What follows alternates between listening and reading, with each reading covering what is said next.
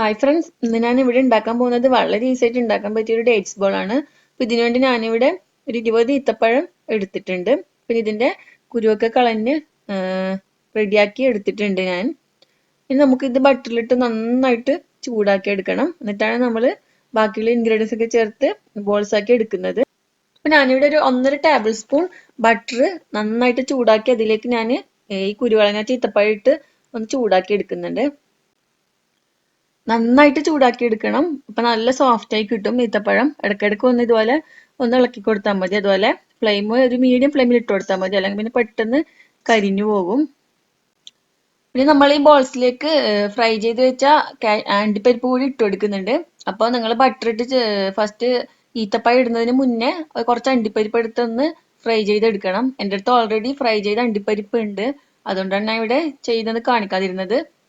അതുപോലെ തന്നെ ഇതിലേക്ക് ബിസ്ക്കറ്റും കൂടി ചേർത്ത് കൊടുക്കുന്നുണ്ട്. നമ്മുടെ ഈത്തപ്പഴം ഇവിടെ നന്നായിട്ട് സോഫ്റ്റ് ആയി വന്നിട്ടുണ്ട്. അപ്പൊ ഇതൊന്ന് ചൂട് കുറച്ചൊന്ന് ആറിയതിനു ശേഷം നമുക്ക് എല്ലാ ഇൻഗ്രീഡിയൻസും ഒന്ന് മിക്സ് ആക്കി എടുക്കാം. കാരണം ഇതിപ്പോ നല്ല ചൂടുണ്ട്, കൈ പൊള്ളിപ്പോവും. ഞാനിവിടെ ഒരു 20 ഫ്രൈ ചെയ്ത അണ്ടിപ്പരിപ്പ് എടുത്തിട്ടുണ്ട്. പിന്നെ നമുക്കിത് ജസ്റ്റ് ഒന്ന് ക്രഷ് ചെയ്തെടുക്കാം. ഇതുപോലെ ഒന്ന് ചെറുതായിട്ടൊന്ന് ക്രഷ് ചെയ്താൽ മതി. അതുപോലെ ഞാനൊരു 8 ബിസ്ക്കറ്റ് എടുത്തിട്ടുണ്ട്, സാധാരണ നമ്മുടെ മാരിഗോൾഡ് ബിസ്ക്കറ്റ്. അപ്പൊ ഞാൻ കുറച്ചൊന്ന് ചൂട് ആറിയിട്ടുണ്ട്. അപ്പൊ നമുക്കൊരു പാത്രത്തിലേക്ക് ഇട്ട് കൊടുക്കാം. ഇനി ഇതിലേക്ക് ക്രഷ് ചെയ്ത് വെച്ച അണ്ടിപ്പരിപ്പ് ഇട്ട് കൊടുക്കാം. ഇനി ഇതിലേക്ക് ക്രഷ് ചെയ്ത് വെച്ച ബിസ്ക്കറ്റ് കൂടി ഇട്ട് കൊടുക്കാം. ഈ ഒരു പരുവത്തിൽ എടുക്കണം, നല്ല പൗഡർ പോലെ ആകരുത്, അപ്പൊ ഇതിന് ടേസ്റ്റ് ഉണ്ടാവില്ല. ഇടയ്ക്കിടയ്ക്ക് ബിസ്ക്കറ്റ് ഒന്ന് ഇതുപോലെ കടിക്കാൻ കിട്ടണം. ഇനി നമുക്ക് നന്നായിട്ടൊന്ന് മിക്സ് ആക്കി എടുക്കാം. അപ്പൊ നന്നായിട്ട് മിക്സ് ആക്കിയതിനു ശേഷം കുറച്ചെടുത്ത് നമുക്ക് നന്നായിട്ട് ഉരുട്ടിയെടുക്കാം. നല്ല ബോൾസ് ആയി കിട്ടും. അപ്പൊ ഇതിപ്പം എല്ലാം കൂടി നന്നായിട്ട് മിക്സ് ആയി വന്നിട്ടില്ല.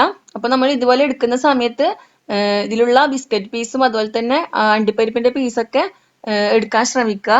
കാരണം എല്ലാം കൂടി ഉണ്ടായാലേ തിന്നാൻ നല്ല ടേസ്റ്റ് ഉണ്ടാവുള്ളൂ. നമുക്ക് ഇതുപോലെ ബോൾസ് ആക്കി എടുക്കാം. കുറച്ച് സമയം കഴിഞ്ഞാൽ ചെറുതായിട്ടൊന്ന് ഹാർഡാവും.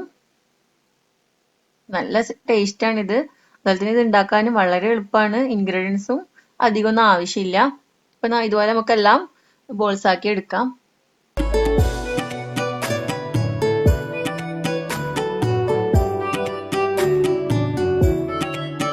അപ്പൊ ഇവിടെ നമ്മുടെ ഈത്തപ്പഴത്തിന്റെ ബോൾസ് എല്ലാം റെഡി ആയിട്ടുണ്ട്. ഇനി നമുക്ക് ഇതിനൊരു ഭംഗി കിട്ടാൻ വേണ്ടി ഞാൻ ഇവിടെ കുറച്ച് റവ ഒന്ന് വറുത്തെടുത്തിട്ടുണ്ട്. അപ്പൊ ഈ ഈത്തപ്പഴത്തിന്റെ ബോൾസ് നമുക്ക് ഈ റവയിലൊന്ന് മുക്കിയെടുക്കാം.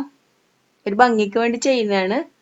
റവ അല്ലെങ്കിൽ വറുത്തെടുത്ത എള്ളില് വെള്ള എള്ളില്ലേ, അതിൽ ചെയ്താലും മതി. അപ്പൊ കാണാനൊരു ഭംഗി ഉണ്ടാവും. പിന്നെ അതുപോലെ തന്നെ കാഷ്യൂ നട്ട്സിന് പകരം നിലക്കടല ചേർത്താൽ ഒന്നുകൂടി ടേസ്റ്റ് ഉണ്ടാവും. എൻ്റെ കയ്യിൽ അത് ഇല്ലാത്തതുകൊണ്ടാണ് ഞാൻ ഇവിടെ കാഷ്യൂ നട്ട് ചേർത്തത്.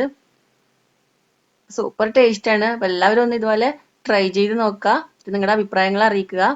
അപ്പൊ നിങ്ങൾക്ക് എൻ്റെ വീഡിയോ ഇഷ്ടപ്പെട്ടെങ്കിൽ ഒന്ന് ലൈക്ക് ചെയ്യുക, അതുപോലെ ഷെയർ ചെയ്യുക. അപ്പൊ വീണ്ടും നല്ല റെസിപ്പികളുമായി വരാം. താങ്ക്